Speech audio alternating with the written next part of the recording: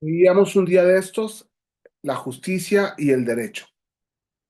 Y ahora tenemos que ver la libertad y el derecho.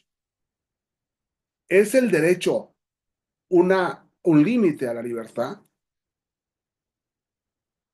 A partir del siglo XV, los escolásticos, hablábamos ayer de dos escuelas, los escolásticos se interesaron por los fundamentos del derecho. ¿Por qué el derecho? Solamente por los fundamentos y nociones primeras, porque los escolásticos despreciaban el trabajo minucioso y detallista de los juristas. Por ejemplo, Juan de Garzón y Conrado, sobre las trazas de la filosofía escotista, negaron la capacidad del hombre para penetrar en la naturaleza de las relaciones sociales. Estos dos autores entendieron que el derecho se manifiesta ante todo como una potencia seu facultas, potencia seu facultas, sobre la propia persona y los propios actos.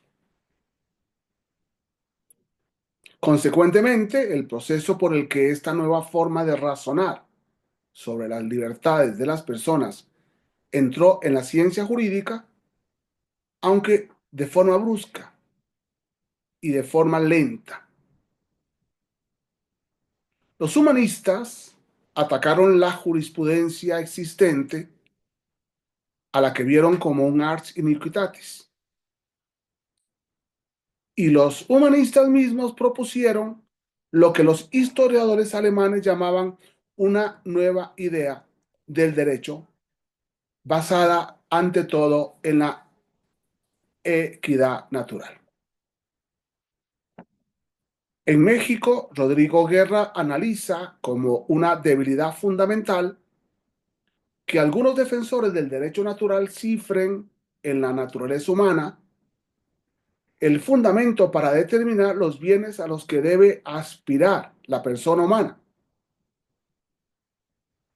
No puede asentarse el fundamento de la naturaleza en la naturaleza y en sus inclinaciones, porque el descubrimiento de estos elementos no puede ser previo al descubrimiento de la verdad sobre el bien. Esto dice Rodrigo Guerra.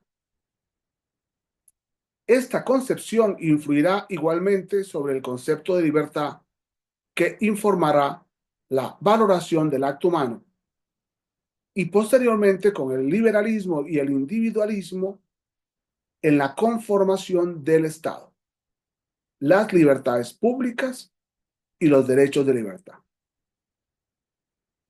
Por ejemplo, Vázquez de Mechaca dirá que el derecho natural, o encontrará en el derecho natural una fundamentación voluntarista que sustenta la posición política de la escolástica española y asume una concepción radicalmente voluntarista de la ley. La ley es para él nociva cuando no responde a una utilidad social, es nociva cuando castiga e impone cargas sin necesidad o con exceso, cuando limita injustificadamente la libertad humana. Porque cuando limita, porque como diría Paolo Grossi, darían ganas de decir, evocando, según Grossi, tantas fantasiosas etimologías que encuentran hálito en la cultura medieval, como diría Paolo Grossi, lex procede más de aleyendo que de aligando.